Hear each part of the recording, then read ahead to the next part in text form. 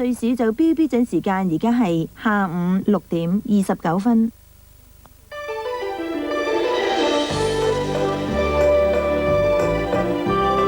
無線電視翡翠台。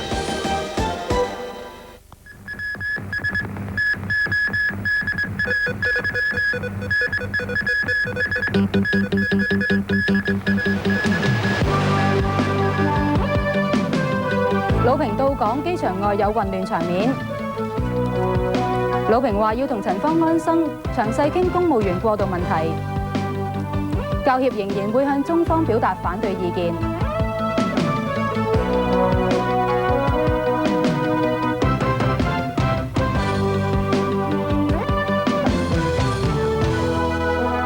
詳細嘅新聞內容：中國國務院港澳辦公室主任魯平來港8日。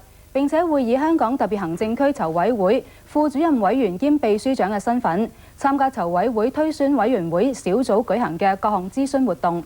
佢1個半鐘頭之前坐飛機到咗本港，但喺機場就遇到示威，期間一度有保安同人群互相碰撞，有人受傷。先由邱文華講下魯平到埗嘅情況啊！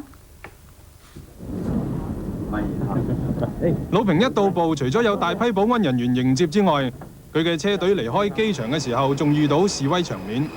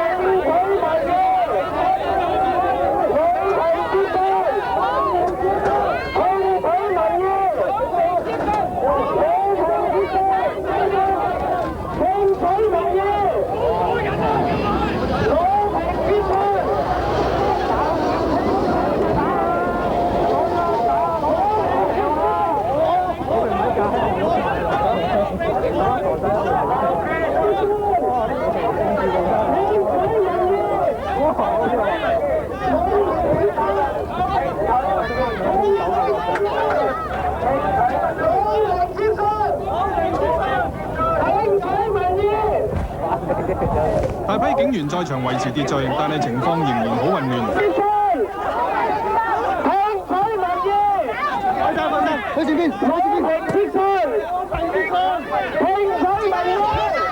一啲攝影記者仲同保安人員推撞。